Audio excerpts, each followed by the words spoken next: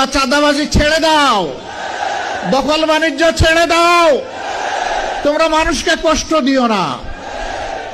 তোমাদের যদি খাওয়ার অভাব হয়, আমরা আশ্বস্ত করছি এই সমস্ত মানুষগুলা মিলে আল্লাহ আমাদেরকে যে নিয়ামত এবং রিজেক দিয়েছেন আমরা ভাগ বাটোয়ারা করে খাবো।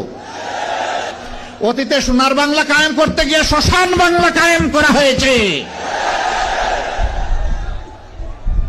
কোরআনই একমাত্র সোনার বাংলার গ্যারান্টি দিতে পারে, আর কিছুই দিতে পারবে না। ইতিমধ্যেই বাংলার জমিনে তার পরীক্ষা নিরীক্ষা শেষ। এখন হবে ইনশাআল্লাহ কোরআনের বাংলাদেশ।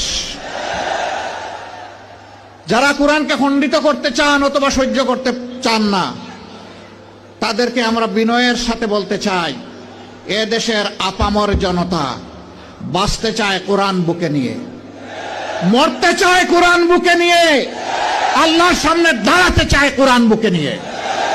কোরআনকে আমাদের থেকে বিচ্ছিন্ন করা যাবে না ইনশাআল্লাহ।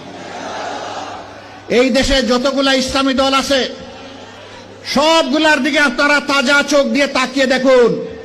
আমি বেশি দূরে যাব না, 5 আগস্ট থেকে শুরু করে আজকে এই 22 ফেব্রুয়ারি পর্যন্ত এই সামান্য পরিক্রমায় কোথাও আপনি দেখবেন না ইসলামী দলের কোন লোক এখন জাতির উপরে জুলুম করছে, চাঁদাবাজি করছে, দখলদারির সাথে জড়িয়ে গেছে। কোথাও দেখবেন না।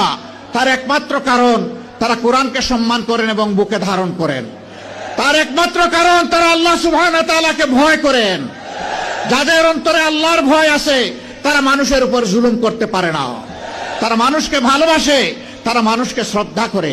তারা দেখে না এ মানুষের পেশা কি, শিক্ষা কি, তার গোষ্ঠী কি, এইটা দেখে না। দেখে সে আল্লাহর সৃষ্টি আশরাফুল মাখলুকাত। আল্লাহ যাকে শরাফতি দান করেছেন আমার দায়িত্ব তাকে সম্মান করা। আমরা মানুষকে ছোট হিসাবে দেখি না কাউকে, আমরা সমস্ত মানুষকে দেখি আল্লাহর শ্রেষ্ঠ জীব হিসাবে।